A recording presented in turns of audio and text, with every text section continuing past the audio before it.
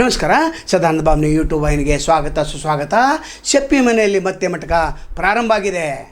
ಬೆಳಗಾವಿಯಲ್ಲಿ ನಾವು ಪದೇ ಪದೇ ಶೆಪ್ಪಿ ಹೆಸರನ್ನು ಯಾಕೆ ಹೇಳ್ತಾ ಇದೆ ಅಂತಂದರೆ, is A king of king. ಇಲ್ಲಿ ಖಡೆ ಬಜಾರ್ PSI ಒಬ್ಬರು ಸಸ್ಪೆಂಡ್ ಆಗಲೇಬೇಕು, ಅಮಾನತ್ತಾಗಲೇಬೇಕು. ಆವಾಗ ಬಂದಾಗೋದಿದು. ಕಳೆದ ತಿಂಗಳು ಏನು ಹೇಳಿದ್ರಿ, ಪಿಟ್ಟಿ ಕೇಸ್ ಹಾಕಿದ್ರಿ, ಜೈಲಿಗೆ ಹಾಕಿದ್ರಿ, ಜಾಮೀನು ಮೇಲೆ ಬಂದ, ಮತ್ತೆ ಅದೇ ದಂಧೆಯನ್ನು ಪ್ರಾರಂಭ ಮಾಡಿದೆ ಅಂತಂದರೆ ನಿಮ್ಮ ನಿಗಾ ಎಲ್ಲಿದೆ? ಒಂದು ಅಪರಾಧವನ್ನು ಪದೇ ಪದೇ ಮಾಡುತ್ತಿರುವುದರಿಂದ ಈತನ ಗುಂಡಾ ಆ್ಯಕ್ಟದಲ್ಲಿ ಯಾಕೆ ಬಂಧಿಸಿಲ್ಲ? ಹಿಂದೆ ಗಡೀಪಾರ ಅಂತ ಹೇಳಿದ್ರಿ, ನಿಮ್ಮ ಲಿಸ್ಟದಲ್ಲಿ ಗಡೀಪಾರ ಅಂತಿದೆ. ಅದರ ಮನೆಯಲ್ಲಿ ಮಟಕ ಬಡ್ಕೋತಾ ಇದ್ದಾನಲ್ಲ, ಇಬ್ಬರು ಮಕ್ಕಳನ್ನು ದಂಧೆಗೆ ಹಚ್ಚಿದಾನಲ್ಲ ಕಂಜರಗಲ್ಲಿಯಲ್ಲಿ. ಅಂಗಡಿ ಕೇವಲ ಹೆಸರಿಗೆ ಮಾತ್ರ ಇದೆ. ಹಾಗಾಗಿ ಈತನ ಬಂಧನ ಯಾವಾಗ ಅಂತಂದರೆ ಒಬ್ಬ PSI ಸಸ್ಪೆಂಡ್ ಆಗಬೇಕು. ಈಗ ಹಾವೇರಿಗೆ ಆಗಲಿಲ್ಲ, ರುದ್ರಪ್ಪ ಲಮಾನೆ ಅವ್ರೇನು ಮಾಡಿದ್ರು, ಗುತ್ತಲ್ ಠಾಣೆ PSI ಬಸನಗೌಡ ಬಿರಾದಾರ್ ಮೇಲೆ ಕಂಪ್ಲೇಂಟ್ ಕೊಟ್ಟಿದ್ದರು.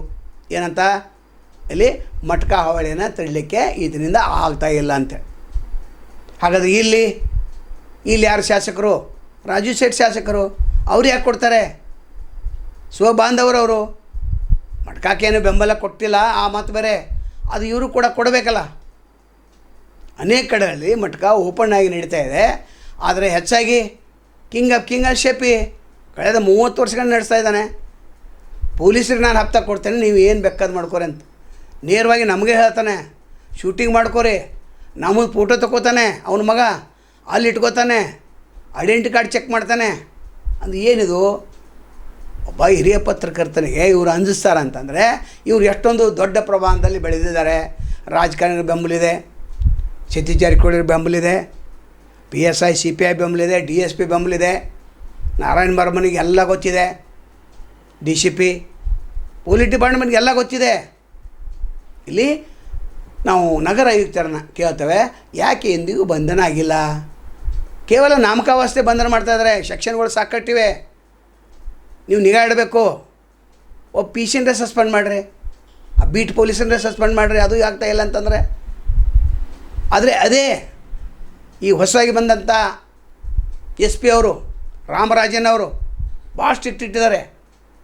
ಬೀಟ್ ಪೊಲೀಸರು ಏನಾದರೂ ಇದು ಮಾಡಿದರೆ ಸಸ್ಪೆಂಡ್ ಮಾಡ್ತೀವಿ ಅಂತ ಹೇಳಿದ್ದಾರೆ. 2-3 ಮಂದಿ ಸಸ್ಪೆಂಡ್ ಮಾಡಿದ್ದಾರೆ, 2 ಜನನೂ ವರ್ಗಾವಣೆ ಮಾಡಿದ್ದಾರೆ ಅವರು. ಅಂಥ ದಿಟ್ಟ ಕ್ರಮವನ್ನು ಬೋರ್ಶಿ ಅವರು ಯಾಕೆ ತೆಗೆದುಕೊಳ್ತಾ ಇಲ್ಲ? ಪದೇ ಪದೇ ನಾವು ಕೆಲವೊಂದು ವಿಷಯಗಳನ್ನು ಹೇಳ್ತೇವೆ. ರಾಮಚಂದ್ರ ಮನೋಹರ್ಕರ್ ಹಿಂಡಲ್ಗದಲ್ಲಿ ಕಳೆದ 20 ವರ್ಷದಿಂದ ಮಾಡ್ತಾಯಿದ್ದಾನೆ. ಅದ್ರ ಬಗ್ಗೆ ಬಂಧನವೂ ಇಲ್ಲ, ವಾರಂಟೂ ಇಲ್ಲ, ಏನೂ ಇಲ್ಲ, ಒಂದು ಕೇಸ್ ಐತೆ ಹಾಕಿಲ್ಲ. ಅಂದರೆ ಯಾವ ರೀತಿ ಇಲ್ಲಿ ಆಡಳಿತ ನಡೆದಿದೆ? ಅದಕ್ಕೆ ವಿರೋಧ ಪಕ್ಷದವ್ರು ಹೇಳ್ತಾಯಿದ್ದಾರೆ ಕಾನೂನು ವ್ಯವಸ್ಥೆ ಸಂಪೂರ್ಣವಾಗಿ ಹದಗೆಟ್ಟಿದೆ ಅಂಥೇಳಿ. ಹಾಗಾದ್ರೆ ಇಲ್ಲಿ ಯಾರು ಸಸ್ಪೆಂಡ್ ಆಗ್ತಾರೆ ಕಾದು ನೋಡ್ಬೇಕು. ಇಲ್ಲಿ ಶಾಸಕರು ಬರಬೇಕು ಕಂಪ್ಲೇಂಟ್ ಕೊಡಲಿಕ್ಕೆ. ಪ್ರತಿಯೊಂದು ಗ್ರಾಮೀಣ ಭಾಗದಲ್ಲಿ ಮಾತ್ರ ಭಾಳ ಸ್ಟ್ರಿಕ್ಟ್ ಇಟ್ಟಿದ್ದಾರೆ ಅಂಥೇಳಿ ಒಬ್ಬ CPI ನಿನ್ನೆ ಹೇಳಿದರು. ಅದು ಕರೆಕ್ಟೇ. ನಾವು ಕೌಂಟರ್ ಚೆಕ್ ಮಾಡಿದಾಗ ಅದು ಕರೆಕ್ಟೇ ಇದೆ. ಎಕ್ಸೈದವರು ಕೂಡ ಈಗ ಅಂಗಡಿಗಳಲ್ಲಿ ಸರಾಯನ್ನು ಬಂದ್ ಮಾಡಿಸ್ತಾ ಇದ್ದಾರೆ. ಅದು ಕೂಡ ನಾವು ಚೆಕ್ ಮಾಡಿದಾಗ ಅದು ಕೂಡ ಕರೆಕ್ಟಾಗಿ ನಡೀತಾ ಇದೆ. ಅಂದರೆ ಏನು ಬಂದಿದ್ದಾರೆ SP ಅವರು ಭಾಳ ಸ್ಟ್ರಿಕ್ಟ್ ಇದ್ದಾರೆ. ರಾಮರಾಜನ್ ಅವರು ನೇರವಾಗಿ ನಮ್ಮ ಗಮನಕ್ಕೆ ತೆಗೆದುಕೊಂಡು ಬಾ ಅಂತ ಹೇಳ್ತಿದ್ದಾರೆ. ಅವರೇನಾದರೂ ನಗರ ಆಯುಕ್ತ ಆಗಿದ್ದರೆ ಇಲ್ಲಿವರೆಗೆ ಹಿಂಡಲ್ಗಾಜಿಯಲ್ಲಿ ಚೆಪ್ಪಿನ ಮಕ್ಕಳು ಸೇರ್ತಾಯಿದ್ರು. ಪದೇ ಪದೇ ಪೊಲೀಸರನ್ನೇ ಟಾರ್ಗೆಟ್ ಮಾಡಿ ಮಾತಾಡ್ತಾ ಇದ್ದಾನೆ, ನನ್ನನ್ನು ಯಾರೂ ಏನೂ ಮಾಡುವಂತಿಲ್ಲ ಅಂತ. ಇಂಥ ವಿಡಿಯೋಗಳು ಕೂಡ ವೈರಲಾಗಿ ಹೋಗಿದ್ದು, 2-3 ಯೂಟ್ಯೂಬ್ ಚಾನಲ್ನಲ್ಲಿ ಬಂದೋಗಿದೆ. ಆವಾಗ ಭಾಳ ಜೋರು ಮಾಡಿದ ತಕ್ಷಣ ಆತನಿಗೆ ನೀವು ಹಿಡಿದು ಒಳಗೆ ಕೂಡಿಸ್ರಿ, ಸಂಜೆ ಹೊತ್ತು ಬಿಡ್ತೀರಿ. 1ನೇ ತಾರೀಕು ಬೆಳಿಗ್ಗೆ ಕೂಡಿಸೋದು, ಸಂಜೆ ಹೊತ್ತು ಬಿಡೋದು, ಇದನ್ನು ಮಾಡಿದ್ರಿ. ಕಳೆದ ತಿಂಗಳೇನೋ ಒಳಗೆ ಹಾಕಿದ್ರು, ಒಂದು 15-20 ದಿವಸ ಅಷ್ಟೇ. ಆದರೆ ಇಲ್ಲಿ ಗಡೀಪಾರ ಯಾಕೆ ಮಾಡಲಿಲ್ಲ? ಗುಂಡಾ ಆ್ಯಕ್ಟ್ ಯಾಕೆ ಮಾಡಲಿಲ್ಲ? ಗಡೀಪಾರ ಅಂತ ಲಿಸ್ಟದಲ್ಲಿ ಪತ್ರಿಕೆಯಲ್ಲಿ ಬಂದು ಹೋಯ್ತು, ಈತನ ಹೆಸರನ್ನು ಕೂಡ ಇತ್ತು. ಆದರೆ ಮನೆಯಲ್ಲಿ ಇದಾನಲ್ಲ, ಅಂದರೆ ಸಹಮತದಿಂದ ಈ ಕೆಲಸ ನಡೀತಾ ಇದೆ ಅಂತ ಅರ್ಥ. ರಾಮಚಂದ್ರ ಮನೋಹರ್ಕರ್ ಬಗ್ಗೆ ಪದೇ ಪದೇ ನಾವು ಹೇಳ್ತಾ ಇದ್ದೇವೆ, ಆತನ ತಮ್ಮನ ಬಗ್ಗೆನೂ ಹೇಳ್ತಾ ಇದ್ದೇವೆ. ಆದರೂ ಕೂಡ ಒಂದೇ ಒಂದು ಸಣ್ಣ ಕೇಸ್ ಹಾಕಿಲ್ಲ ಅಂತಂದರೆ ಆತನಿಂದ ಎಷ್ಟು ಹಪ್ತ ಬಂದಿರ್ಬೋದು? ಅನೇಕ ಕಡೆಗಳಲ್ಲಿ ನಡೀತಾ ಇದೆ, ಅಲ್ಲಿ ಬಂದ್ ಮಾಡಿದ್ದಾರೆ, ಕೆಲವೊಂದು ಏರಿಯಾದಲ್ಲಿ ಬಂದ್ ಮಾಡಿದ್ದಾರೆ.